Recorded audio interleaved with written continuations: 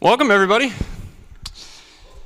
So, I figured I was going to do some awesome introduction and be super energetic and exciting, but this is an AI presentation, right?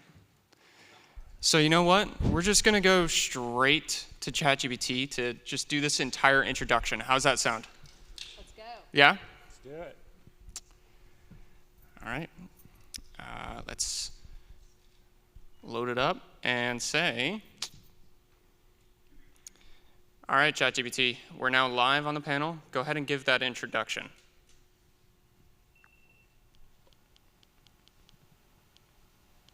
Good afternoon, everyone. Are you ready to dive into one of the most exciting, game-changing topics in the home inspection industry? That's right. We're talking about artificial intelligence, or AI, and how it's transforming businesses like yours. Whether you're here to uncover practical tips, get ahead of the curve, or hear some bold predictions, you're in for an electrifying session with an incredible panel. Let me kick things off by introducing myself. My name is Aaron Shishila, and I'm the CEO of Wolfpack Advising. At Wolfpack, we help businesses dominate their markets with smart, data-driven marketing strategies. Fun fact about me, I have a love-hate relationship with Carolina Reaper peppers. They're insanely spicy, but hey, I like to keep things exciting, just like today's panel. Now, let me introduce the amazing experts joining me. First up, we have Karam Shahzad, CEO of Digilatics Advertising Agency. Karam is a digital marketing powerhouse who not only knows his way around AI, but also speaks 6 languages and has traveled to over 40 states. If you need AI advice and travel tips, Karam's your guy. Next, we have Angela Williams, co-owner of Super Inspector. Angela is a seasoned pro in the home inspection industry and brings incredible insights to the table. Her fun fact, Angela believes wine is a fruit, and honestly, I'm not arguing with that genius philosophy. Finally, we have Blake Williams, also co-owner of Super Inspector. Blake is the adventurer of the group, having spent 10 days canoeing through Maine's Allagash Wilderness. Sounds amazing, right? Except for the part where he had to deal with leeches every time he stepped out of the canoe. That kind of grit and resilience makes him a perfect fit for today's conversation. Here's what you can expect. We're going to dive into how AI is revolutionizing the home inspection industry, explore real-world applications, and share actionable tips to help you supercharge your business. Plus, we've got a few surprises to keep things fun and interactive. So let's jump in and get this started. How'd ChatGPT do? That took me a total of 5 minutes to do. But to kind of give you an outline of the presentation today and what we're going to be discussing, I have a bunch of different questions that we're going to be asking our amazing panel today. And at the end, we'll open it up to you all for your questions in case I missed anything or you have some fun and exciting questions for our panel. So I'll start with the first question, and then we'll just go down the line, and we can pass the mic around, and you guys can answer it. The first question that I have is, how is AI currently impacting the home industry today? Home inspection industry or home industry? Home inspection industry. Why don't you go ahead and start with that? Talk about yours. Well, I'm sure you guys are using it. For our company, all our inspectors in the field are using it. We use Microsoft Teams built into Teams. You have access to Copilot inside of Teams. And so you can use that to write comments, create comments. You can ask questions. It'll give you a lot of information. I was on an inspection with my son the other day, and there was a doorbell transformer inside of an electric panel and dangling by the wires. And so I just wanted to do a test. I just took a picture of it and loaded it into into Claude, which is like ChatGPT. And I said, hey, what's wrong with this doorbell transformer? And it gave me verse, line, and code of everything you wanted to know about how to properly install a doorbell transformer. And it was just from the picture. So just uploading a picture, your AI tool can recognize defects and write comments for you. You want to edit those comments, but that's the initial way. And then from a business perspective, it can help you with anything in business, from creating job descriptions, training processes. We use it for marketing especially. I was going to say, in the marketing space, once you have it trained or you tell it things about your company, It can write you a whole year's worth of content that you could use for social media or email marketing. And be specific, and we're very specific. We follow They Ask You Answer by Marcus Sheridan, so we ask it to write it in that style. So it gives us a whole year of content, and nobody needs to spend time on that part anymore. Yeah, you quickly realize that, and I don't want to, any marketing companies in here, I don't want to disparage them, but if you hire a marketing company, chances are they're using a digital assistant, AI assistant, to write the content that they're giving you for your marketing pieces, and you can do the same thing. So, and Karan probably has a lot more to say about that. Yeah, thank you, Blake and Angela. Absolutely, in marketing agency environment, in our company, we use data-driven models, and we are setting up a lot of AI-driven techniques to look at and analyze a lot of data that we are generating for all of our home inspection clients, like especially utilizing the call transcripts, like the leads that are coming in from any source. So analyzing the information of what kind of conversations are happening, what's the sentiment there, is it negative, positive, or like neutral? Then looking at the behaviors, customer buying behaviors through different channels, like looking at the house sales in certain counties, certain markets, states, countrywide, looking at that, and then utilizing the information from MLS and all that, putting all that data, feeding that back into AI and getting the analysis of what we are looking for, especially looking at the call transcripts or leads that are generated.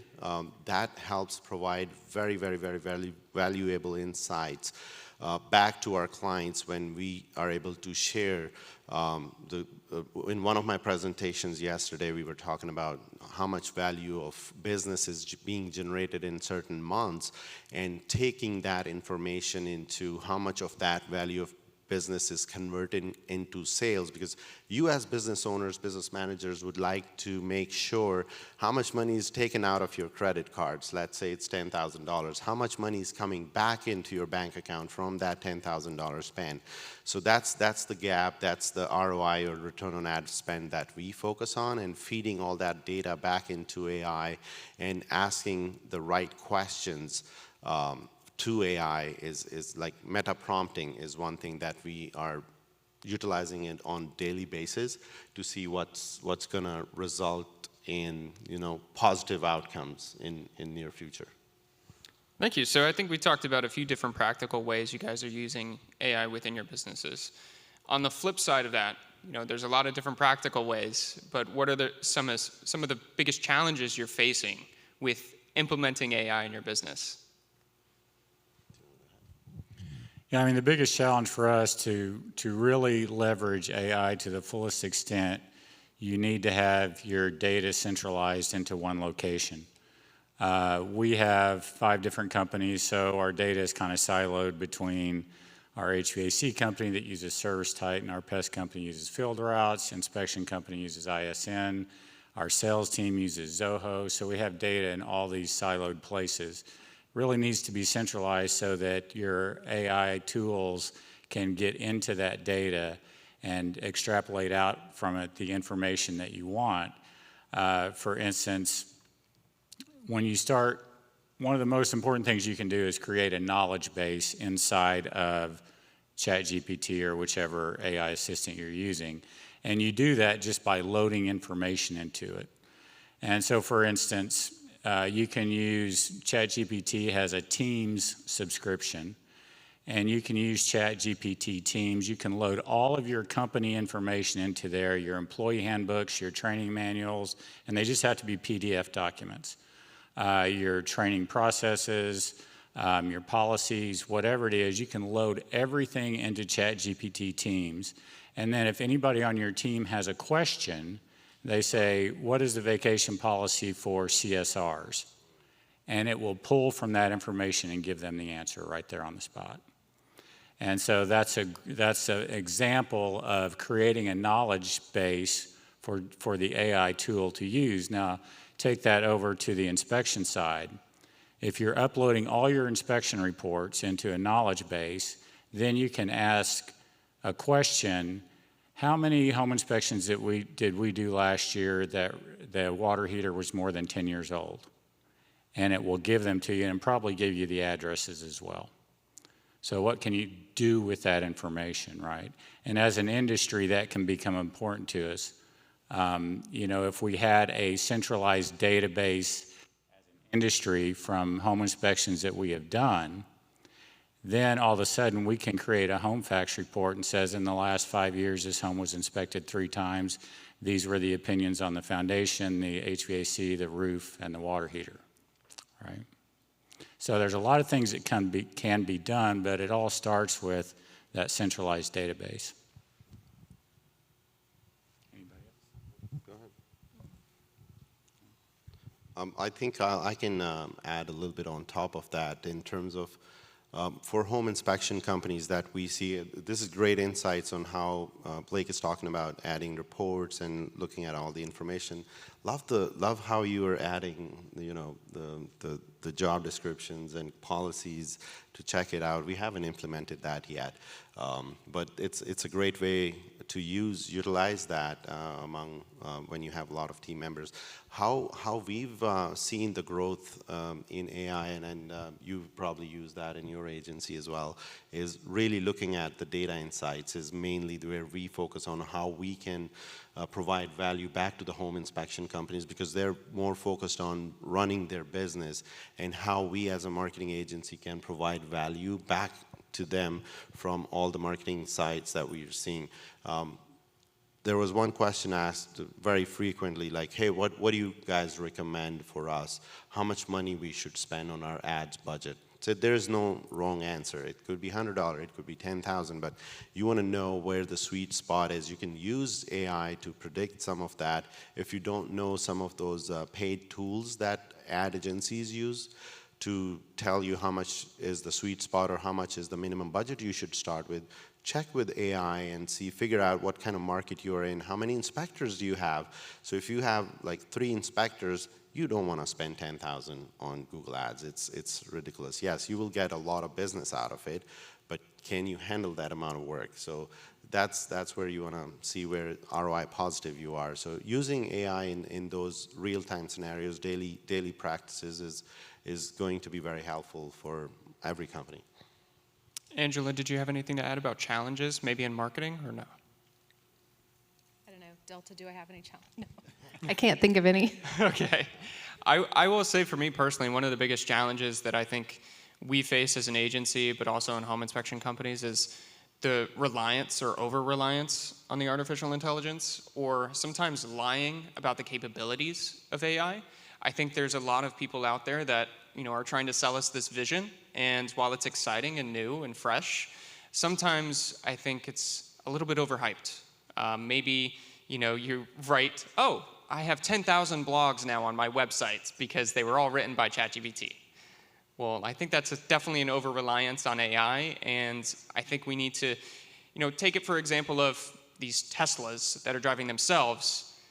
Yes, they drive themselves, but they make mistakes, and we have to make sure we're still staying on top of everything. So if you're going to have it write anything, if you're going to have it call out defects, just like Blake was mentioning, if you're going to have it do anything, you need to make sure that you have a secondary set of eyes on it, for sure. So on top of what Blake mentioned, to make sure that you have data centralized so that way you can use it to the biggest capability, make sure that you're also using it for efficiency purposes and not necessarily replacing and not having anybody review that. So I'm going to head over to a third question, which you guys have kind of already mentioned, but I want to just hit it home. What specific AI tools are you using? Just tell me the names of those AI tools so that that way everybody can write those down and check them out on their own. This is a simple one. I use Canva. It has an awesome AI tool in it that rewrites. I'll put in what I want to say on it, or I'll have it rewrite some marketing materials, and it rewrite in a fun way. I like Canva. I like Claude AI. It's same thing as ChatGPT, but it tends to write. I like the way it writes better.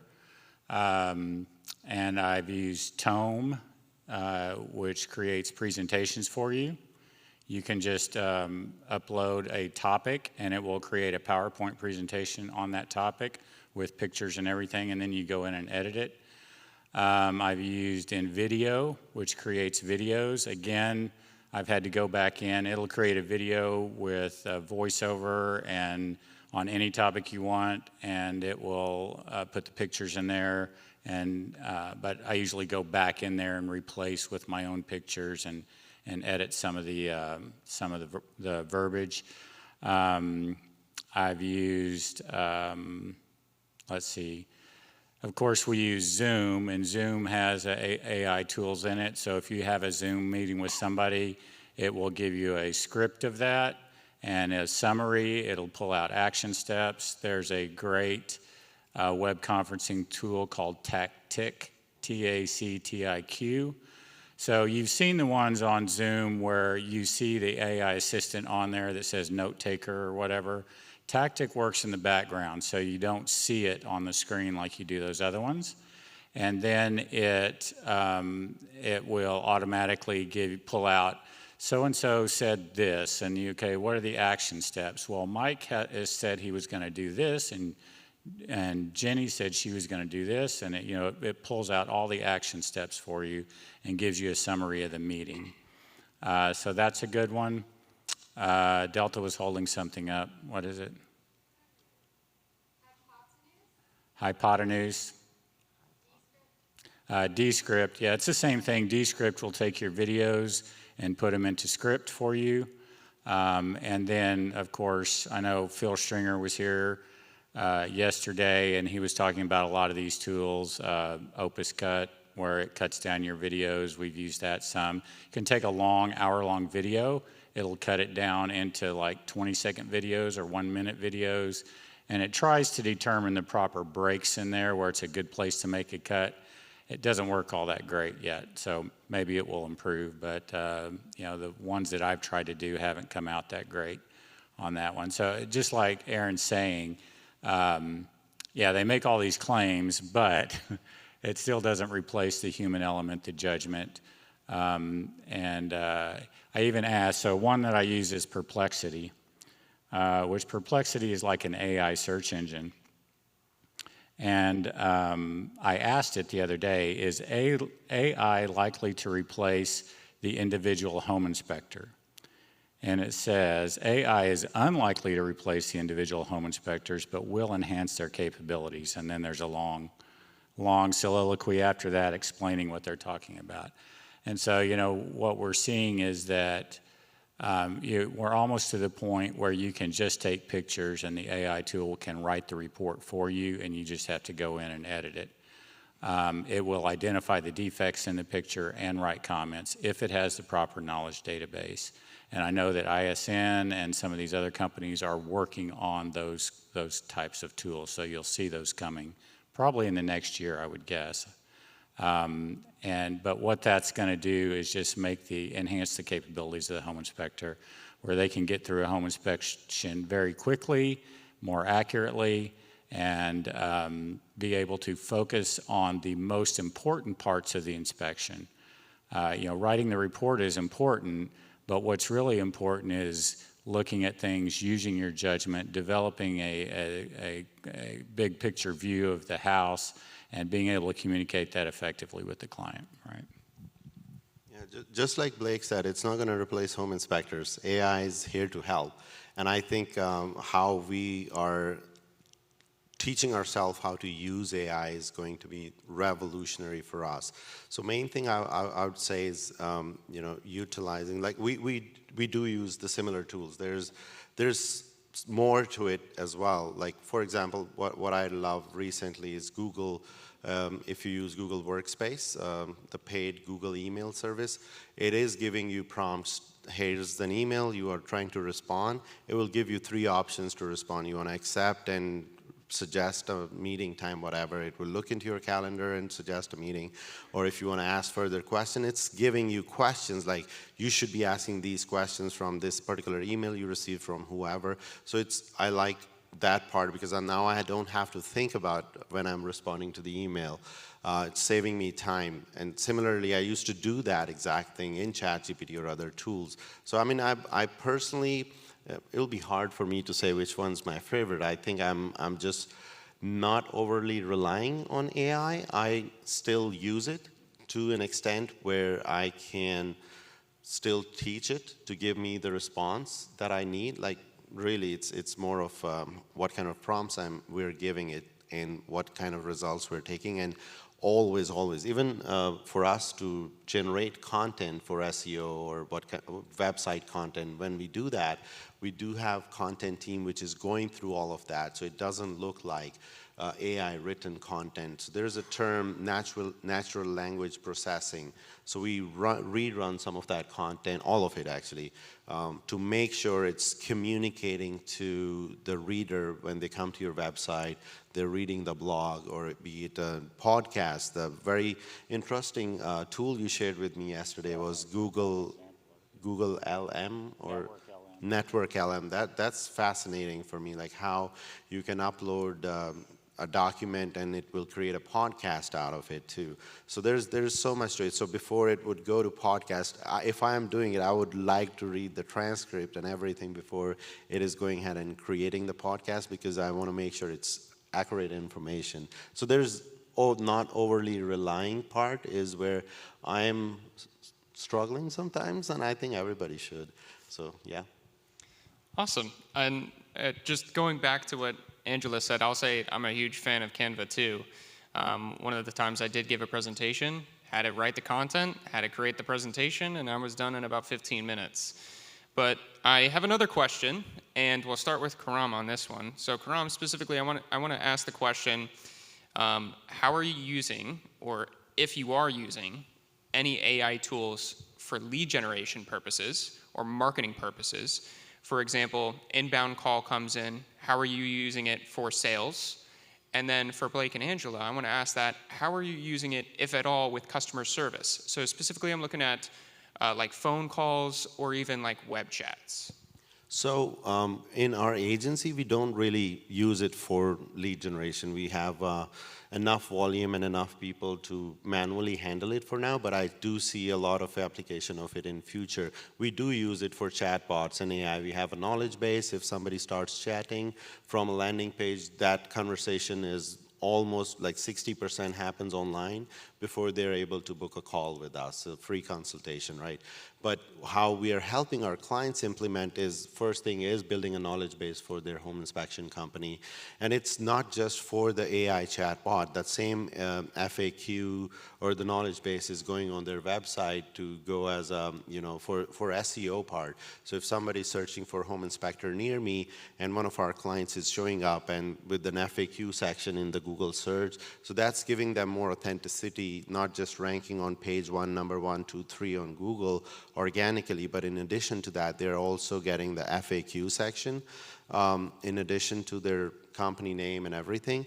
But really going into lead generation part is capturing the information from that chatbot, for example, or creating call flows. It's automated call flows. So if it's a home buyer is calling, and of course it's being there, the IVR, press 1 for this, press 2 for this, but it's also qualifying the lead when the call comes in. We're still testing it out with some clients. So it's a conversation that's happening. Okay, you're looking to buy a home inspection service. Would you be looking to add any ancillaries? So like there's a whole conversation goes on, which is based on, again, a lot of data that has been fed into that call flow from those call center conversations or in-house, whoever is answering those calls. So let's say we've integrated more than 5,000 calls data into that, so it's automatically asking questions of what kind of questions it should ask. Now, if a sales call is coming in, then it gets confused, like, so you're not here to book a home inspection. And now on the other side, there's a salesperson trying to sell them something. So that's where, all right, let me connect you to a human. And so that it gets funny at some point. So do listen to those recordings, but it's definitely, there's a huge potential in terms of getting the application going to saving the time for the call center people or people who are answering calls into booking a job completely through AI. If people want to get their feet wet in that space and kind of what you're doing and helping these companies with their lead generation and the live chat, what can you tell them to say, like, hey, if you want to get your feet wet in it, try using this? What could you tell them for that? I would say, I think really it needs to start from training your AI first. So once you have transcripts, you are recording your call somewhere, and then those calls are transcripts. Then you need to, somehow find a way to feed that information to your AI tool, whichever one you are using, and then utilize, that information or data that you have input into the system, and then use, for example, coming up with, for example, topics. I'm sure you guys are familiar with Google Search Console. So when you're writing content, gone are the days when you have to stuff keywords into, you know that. So like keywords into blogs and in order for you to rank, but now it's natural language processing. You want to create content that Google bots can read or search engine bots can read and analyze and understand. So building content based on that. And again, we're still going to go back to why we are writing content that Google can understand. Why? Because a customer or potential buyer, whoever is searching in Google or whichever search engine, they're typing certain questions, not just keywords. So you want to rank against those questions that are being asked, and then that's how you get their attention, and that's going to become a lead for you. And then there's a whole long story, the whole funnel to that. But I think it's always going to be about how you are feeding the information or data into the system in order to get the best results out of it. Awesome. So passing it to Blake and Angela, for the customer service side, phone calls, you get tons of questions. It's sometimes too many questions, too many emails. Do you have any advice? Are you using AI for any of that? Well, we not as much as we should. And we're working on just the AI chatbot. We have a chat box, but we man it live right now with a person. And I've looked at, I think it's called Bland, that will answer the phone for you and is a live chat bot. Basically, it's a person talking, but it's an AI person. And it sounds pretty good right now, but you can tell just from the pauses that it's trying to figure out exactly what to say based on, or what the response should be based on what the person said. We use it to create scripts for our call center. Once we get our knowledge base into ChatGPT Teams, they'll be able to access very quickly service descriptions, price lists, all those kinds of things that like a new call center agent might have a question about. They can quickly put something into Teams and it'll pull up, a description of your new construction package or whatever with a script on it. So those kinds of things will help with customer service and closing a sale. And just as far as lead generation goes, it's all about content right now. But I can see a time where you can. We all get those robocalls, right? Somebody calls and they're trying to sell you Medicare or whatever. That's what I get. Must be your age. It must be my age. But those kinds of outbound calling to real estate agents to let them know about a special you're running, or to any kind of client list that you have. That technology will get better and better and better and better. So you don't have to have a person making those outbound calls. I was just going to say, way to call us out for not using it for lead generation and sales. One of the things that when I was in Karam's class yesterday and they were talking about frequently asked questions on your website, at the beginning of the year, we decided at the beginning of the year, we bring in all of our team members across the states or whatever, And we have one big meeting, talk about our goals, celebrate what we did last year. But we had a specific emphasis on making video. And the videos were just our frequently asked questions for each of our divisions, whether it was a frequently asked question to an inspector, to somebody who answers the phone, for HVAC, for pest, just about like, which you guys would get some around termites or, basic pest questions. And we had them take the question and answer it on video. So I think we could upload that to our chat bot or whatever. So if we could get this implemented the way we should, then it would have the answers to those questions for our clients. Awesome. Well, to Karam's point, it is all about the information that you're putting within the system. Two tools that come to my mind personally. I think artificial intelligence right now is coming up with a lot of different solutions for enterprise level companies. However, for companies that are smaller, that need just a little bit of help with answering some of these questions, you do have to be detailed when you put in particular documentation, but you can consider two tools like Intercom or another one being HubSpot. Both of them have live chat features you can embed on your website. But again, it is all about that integration that Blake said at the very beginning. And I think we're going to see in the next couple of years more consolidation, it coming more heavily into the home inspection industry, especially when it comes to the report writing and then answering those questions about the reports. So heading to our next question, which just left my brain as soon as I mentioned that, which is a lot of these businesses are coming to this conference, learning about some of the AI tools, but by the time we have another conversation next year, everything that we're mentioning on this stage is going to be outdated. Next year, it's going to be a whole nother conversation. When I started having this kind of conversation, back in like 2020, ChatGPT was just coming out, and you're like, whoa, look at this thing. So what is your recommendation, or how are you currently staying on top of this AI trend? What do you recommend to these companies that want to stay on top of these new tools that are coming out within the next year before they come back? Yeah, I would say spend some time on it weekly and implement now as much as you can. It's for us, it's a little more difficult to implement, even though because it affects a whole lot of people.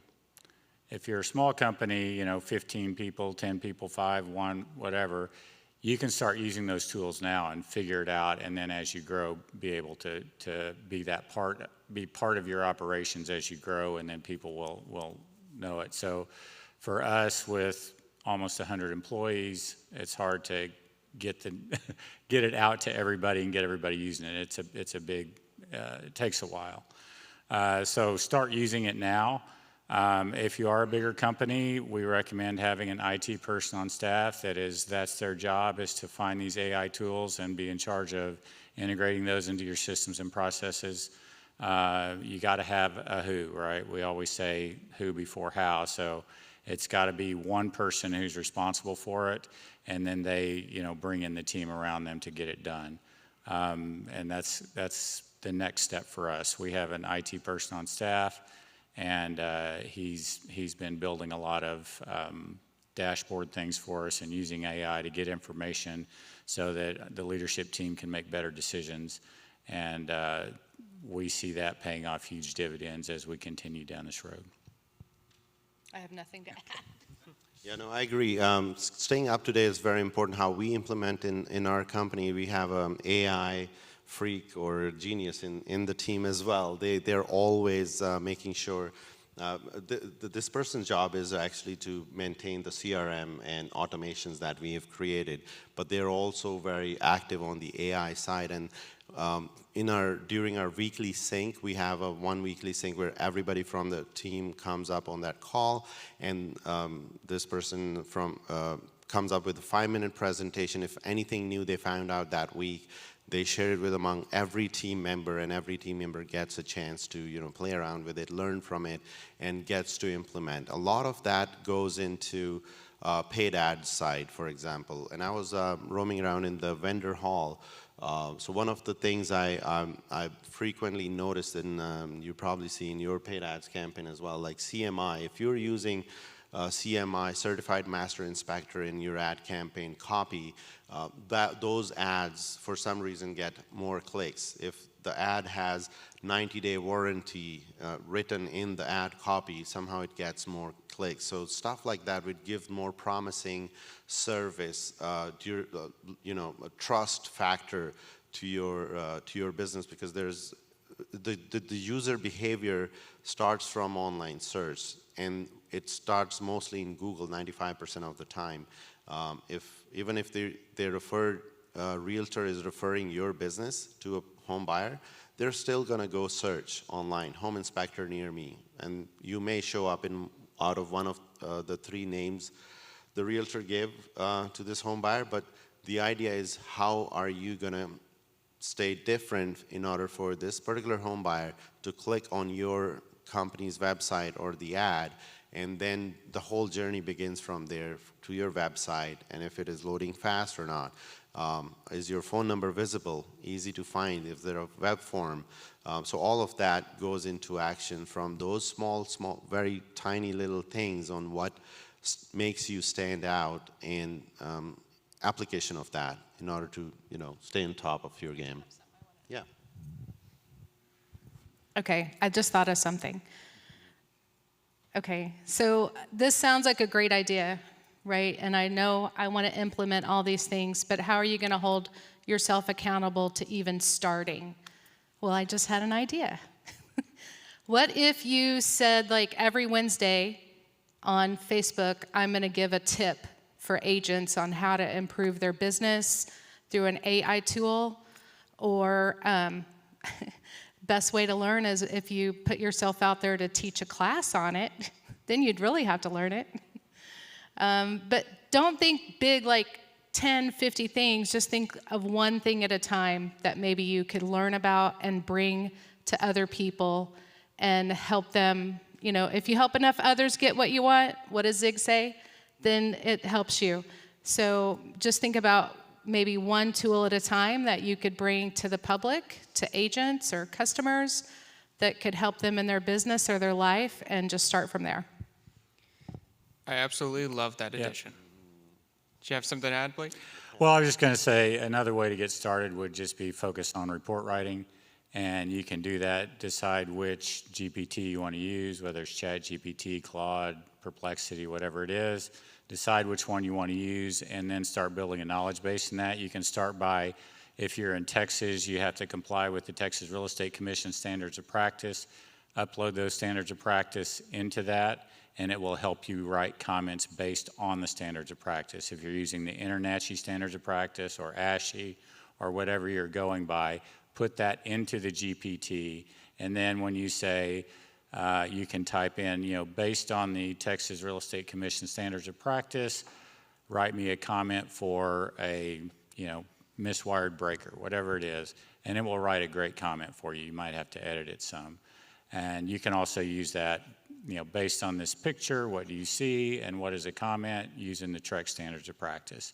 You can even upload, and it can find some of this, but if you like to put code references in your report, you can put the whole International Residential Code in there, and it will pull up code references for every defect that you ask it to. So after this conference is over, when y'all go back, you have no excuse. Every week we need a video of you giving some type of AI tip for real estate agents. I'll say personally, it's a shameless plug for myself. On my social media, I was talking to Mark earlier about it. Like, social media for me, I've taken very seriously in the last 6 months, and doing a lot of video and everything else. And even if it was just one thing, and I thought it was crap that day, I still did it. But over the long term, it had a huge impact. So I hope everybody shares those AI tips online with their personal real estate agents, and it'll just be our little thing in this little group. Nobody else will know.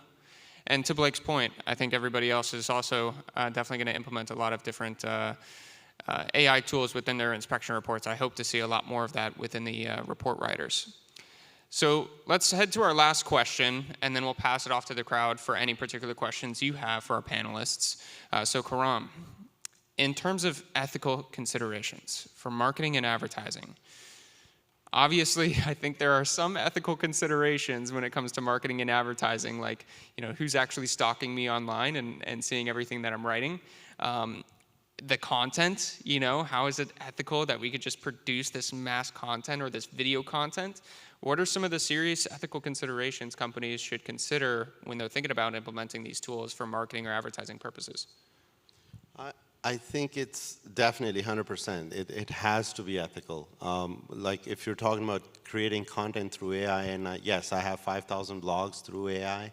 I personally and everybody in the team don't feel comfortable throwing all those because we still have to make sure because it's going with our name on it, and we don't bombard. We do have to look at, for example, when you're writing blog and you're trying to rank or overrank another company, the idea is you're doing, the simple rule is you're going to do more than whoever is ranking on top right now.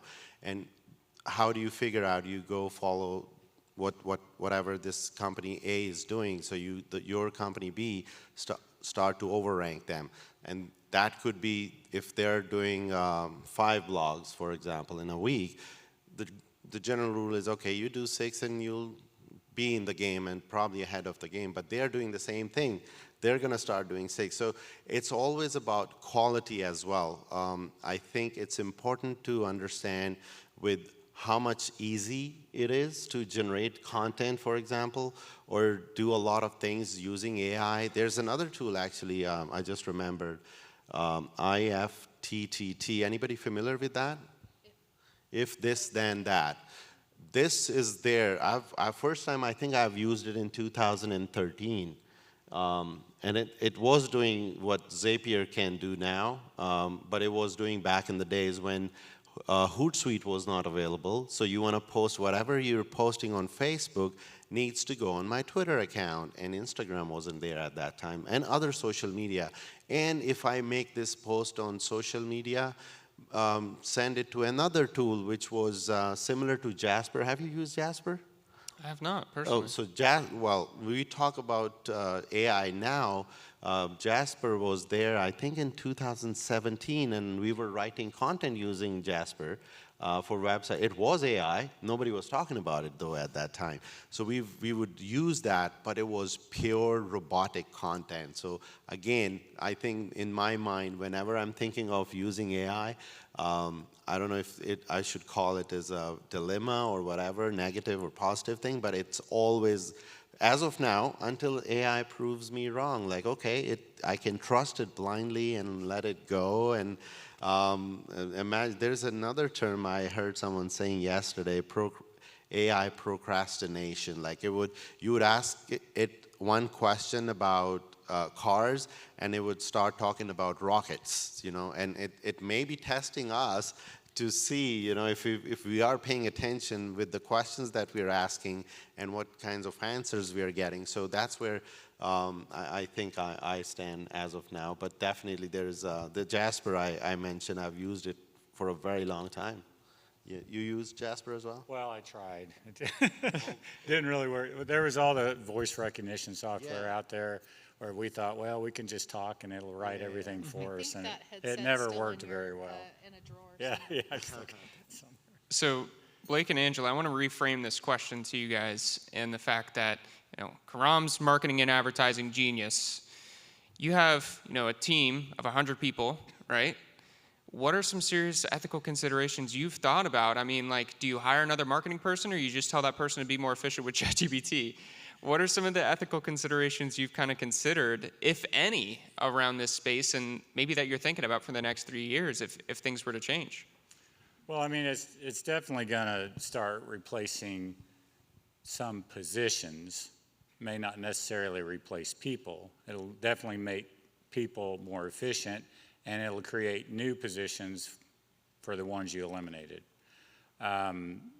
For instance, we have an IT guy now. That IT guy maybe replaced somebody who was writing a lot of marketing content before. Now they're just trying to figure out how to make everybody more efficient. And so, things are definitely going to change. How an inspector does an inspection and their role is going to change because, there's no doubt in my mind that an inspector will be able to look at 4 or 5 houses a day as accurately and create accurate inspection reports like the same ones that take 2 hours today will take 30 minutes tomorrow. And so that doesn't devalue the inspector. It just means the inspector has the tools to make him more efficient. Angela had eye surgery not too long ago, and she got lens replacements. And the surgery took 7 minutes? 7 minutes. It's a $10,000 per eye surgery. It took 7 minutes to do the surgery. That doesn't mean that it wasn't worth the $10,000, right? So we have to, we have to quit thinking about our time as our value. It's more about what we produce, the value that we bring, that should determine our value and our price in the marketplace. But did you answer his question? I don't know. So I went off on a tangent. Sorry. that's okay. That's okay. But the ethics part is Yeah. The ethics part, to me, ethics is easy. Just be honest and transparent in everything that you do. We talk a lot about trust in our company, and a lot of people have a different concept of what trust is. A lot of people think of trust more as dependability. I can give you a job and I trust that you will get the job done. To me, that's dependability. When I think about trust, it's that I trust that you will not do anything to deceive me. You'll not lie to me. You'll not leave information out that would lead me to think something else. You won't do anything to deceive me, and I won't do anything to deceive you. And so I think that's, if we're honest and trusting and transparent in everything that we do, then ethical considerations go by the wayside. You do have to inspect, like they're saying, everything that you produce with AI. I can't remember what the term is. It's called phantom or something, where these AI assistants have been known to just make things up, and they don't know why it does it. I think the example I heard was they asked ChatGPT to create a reading list of books that on leadership or something like that. And it put up 15 books, and 3 of them were completely fabricated. The books never existed, the authors never existed, nothing. And they don't know why it would do that, but it did. So we have to inspect everything. So that's an ethical consideration. We want to make sure that everything that we're doing is honest, transparent, and true to the best of our ability. Well said. Awesome. Well, we have 8 minutes here. So we're going to open up to you all for questions. And Karam, I think you're going to be my quarterback here. You're going to be throwing it. So, I could set hut and we can hike it. Yeah. I don't know American football, so No? don't let me do that. I might kick you in the butt. Oh, no. Okay, so does anybody have any questions that they want to ask our panelists? That's John too Bolton? far. All right. We believe in you. All right. Oops. Wrong That was place. very close. See? American football. I have a question until John gets the mic. Why do we call it American football? There is no feet involved in that. Anyways, we'll talk later. Sure. Now, real quick question. You talk about putting something like the code book into chat. How exactly do you put the code book into chat, right? I don't have a PDF of the entire code book. Yeah, I think you can probably get it in PDF form. You'd have to purchase it. Yes, you have Okay. to purchase it. Okay. And you probably need to get permission hoping you had a to trick. use it as well. Anyone? Question. So, and this is kind of unrelated, but I heard, hats off to you guys. You built an amazing business. I just had a question about, you said you also own an HVAC business. How do you sort of overcome the Trek rule that if you do an inspection on a place, you're also not supposed to perform a service on it? So is that just a separate company, or how do you cross the... Yeah, it's a separate company, and we leave the inspector out of it. So the inspector is not involved in that at all. So remember, Trek licenses individual inspectors. They don't license companies. So our company is not regulated by Trek. Our inspectors are each individually. So we leave the inspector out of that. And so they have nothing to do with offering services, pricing, or anything. They just do the inspection part. Okay, just curious. To John's question, John Bolton here, the rock star. Great question. So when I did that with, if you guys are not familiar, this book called Never Split the Difference.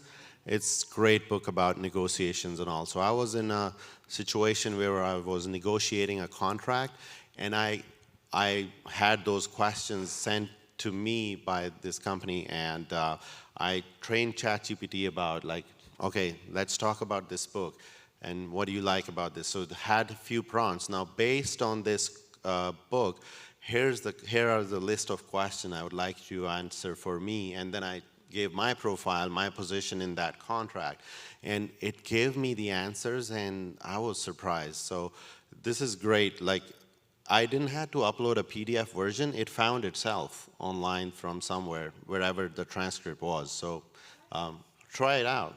Yeah, don't spend money. Can we Yeah. get the mic thrown for that question? Thank you. So basically, you just asked ChatGPT based on that book Correct. information. How Yeah. would you answer these specific questions? Correct, but you have to do certain, I did, it was like a year and a half ago, I had other questions asked before, and then I brought in the book in the conversation, so let's talk about this book and this particular thing, and then, yes, so you have to mention the name of the book, maybe the author as well. Okay, can you also expand on, you said training ChatGPT, like basically you're subscribing to ChatGPT and then you're telling it, hey, here's everything about me I can possibly tell you about my business, or? Yeah, this is how you train the module there. So you start a conversation and you go into explaining who you are, telling everything about you, yourself, and then it has its own version. Like we started this whole chat today through what ChatGPT knows about us. We did input my name and Blake's name and Angela's name in it and what we do, but there were some pieces that it probably picked up from somewhere. I didn't introduce, it was my own ChatGPT for that introduction, and it had already stored all of the information about me. So it knew everything about me, but all I did was add Karam's name and just a fun fact, and then it took everything else with it. So go to OpenAI, ChatGPT, and ask it, what 20 questions do you need about my business to help me? What's the Implement. Yeah, if you were in Phil Stringer's session yesterday, I'm sure he talked about that. It was yesterday. Here. You were in my session at that. Yeah, but you can prompt it to train itself. So be very specific about what you want. You might say, I want to write social media content to be posted once a week for the next 52 weeks. And what 25 questions do you need to ask me in order that you can help me write this content? And it will put up 25 questions. You take it, copy it into a Word document, answer it on the Word document, then copy and paste it back into ChatGPT, and then it'll say, I'm ready to help you. And say, okay, create social media posts for me for the next 52 weeks, and it will create the post for you. Thank you, guys. I can also add to that one-liner is treat your ChatGPT as your therapist and tell it everything you need to tell in order to get a solution. Oh, no. All right, we have time for maybe one, maybe two questions. Any other questions, and we want to pass the square to you? Over here on the right? Mike. Y'all left? Oh, Almost. that was close.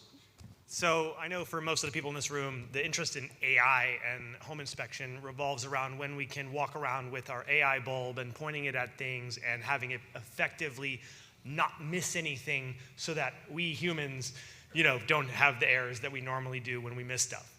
I don't think that given the dynamicness of that kind of a requirement that we are like remotely close to anything like that. Is my understanding off? Because it seems that GPTs and these kind of AIs are really good at singular function tasks, but when you get into the dynamicness of looking at depths and notches and wires and all of those things together, it feels like it's a little bit outside the realm of what's currently possible.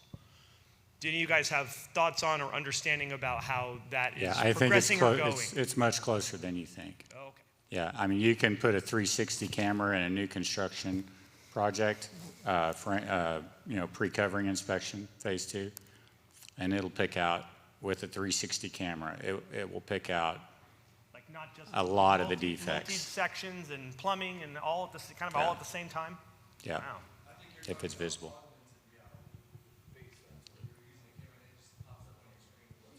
I mean, something to that effect, whether it needs to do it in real time but yeah, just something to the effect of where I know I'm not missing because the machine is there catching it for me. And then basically I've just replaced myself with a bot that could go around and do it. I mean, there are tools available to contractors right now where they can walk through a new construction project with glasses. What are they? The Apple glasses. Yeah, and it will find and record defects for the general contractor, so he can hold the subcontractors accountable. Those tools, they're using those tools right now. All right, so we're out of time now. Before we close out real quick, I do want to, I'm so sorry. Before we close out, I want to leave one last thing on the table that we didn't talk about.